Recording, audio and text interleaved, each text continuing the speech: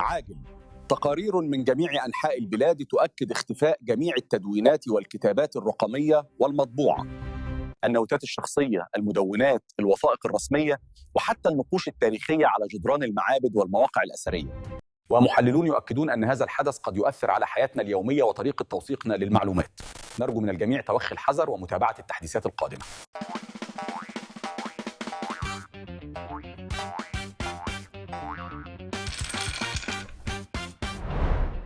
اهلا بيكم في حلقه جديده من فص ملح. خليني بس في الاول احكي لكم قصه صغيره كده. من حوالي 2000 سنه قبل الميلاد كانت في حضاره عايشه في امريكا الوسطى اسمها حضاره المايا.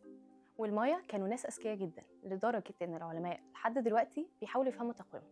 المايا كانوا بيسجلوا كل حاجه، تاريخهم، علومهم، معتقداتهم، بيكتبوا كل ده في حاجه اسمها الكوديسيز، وهي مدونات على ورق لحاء الشجر. وفي يوم ما في المكسيك الاسقف دييجو دي لاندا الاسباني امر بحرق المدونات دي لأنه كان بيعتقد إنها كتب وثنية. العلماء بيقولوا إن تقريباً 95% من مدونات المايا اختفت للأبد، ما تبقاش منهم غير 4 بس. واللي حصل ده كان ليه ضرر كبير جداً. الموضوع ما كانش شوية ورق واتحرق وخلاص، ده كأن قبيلة كاملة اتمحت من الوجود. الناس دي علومها وتاريخها ومعتقداتها اتمحوا. فالتدوين لو اختفى من حياتنا فأنت كده بتقتل الحاضر اللي كان هيبقى تاريخ يعلم أجيال جاية ويعرفهم عليه. منذ القدم والإنسان بدأ يسجل أحداثه ويكتب عن حياته من خلال المنقوشات والرسومات وألواح الطين. كل ده كان في محاولة ليهم إنهم يوصلوا حاجة واحدة بس، إنهم يسيبوا أثر يخلي اللي بعدهم يعرفوا إنهم كانوا هنا. الحضارات اللي كانوا مش بيدونوا حياتهم زي قبائل كتيرة في أفريقيا حصل إن معظم تاريخهم ضاع وعرفناهم من روايات الآخر مش من روايتهم هم. ففعليا هم سابوا تاريخهم لحد تاني يحكيه بطريقته اللي أكيد كان هيختلف كتير لو هم اللي حكوه.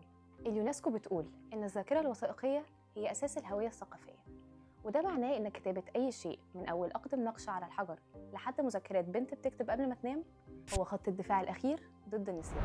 أما لو حبينا بقى نتكلم على دور التدوين في الصحة النفسية والجسدية هنلاقي إن التدوين له دور كبير جدا. الدكتورة إليزابيث آن سكوت في كتابها 8 Keys to Stress Management قالت إن الكتابة هي أكتر طريقة فعالة لتقليل التوتر. فالكتابة والتدوين فوائدها على الصحة النفسية كتيرة جدا، إنها بتخليك متواصل مع ذاتك أكتر، بتخليك تصفي ذهنك وتواجه مشاعرك، وعندك وعي بذاتك أكتر، وكمان أذكى عاطفيا. وطبعا بسبب كل الفوائد النفسية دي ده ليه تأثير كبير جدا على الصحة الجسدية. فببساطة لما بنكتب إحنا مش بس بنسجل يوميات وخلاص، إحنا بنفهم وكمان بنعالج ذاتنا. ولو فكرت إن التدوين دوره وقف لحد هنا فأحب أقولك إن الموضوع ليه بعد اجتماعي وقانوني كبير جدا. اختفاء التدوين يعني فوضى اجتماعية. طب ده إزاي ده يعني؟ هقولك.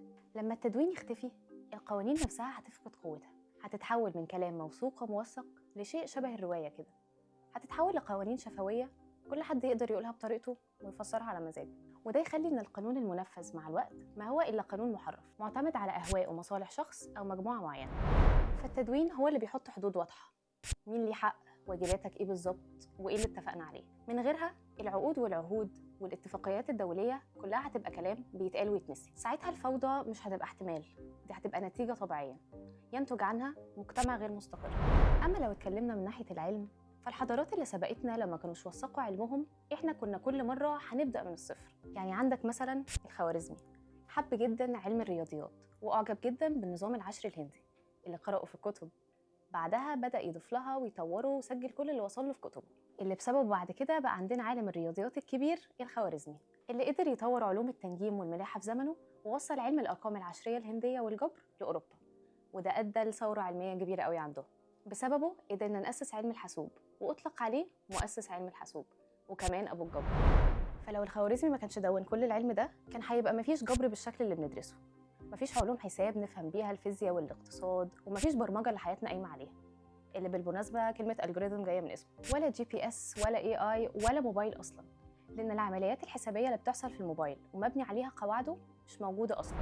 فبدون التدوين ولا تاريخ كان هيتفهم، ولا كانت العلوم هتوصل، ولا التكنولوجيا كانت هتتبني. فاحنا في عالم كله تطورات وبيتسمى عصر السرعة، والتدوين هيكون هو أبسط وأقوى طريقة نضمن بيها إن حاضرنا يعيش لأجيال جايين. فلو عجبتك الحلقة اعمل لنا سبسكرايب ولايك والحاجات الحلوة دي، وقول لنا في الكومنتس ايه أكتر موقف أو حاجة عايز تدونها عشان تفضل سنين قدام معاك، واشوفكم الحلقة الجاية.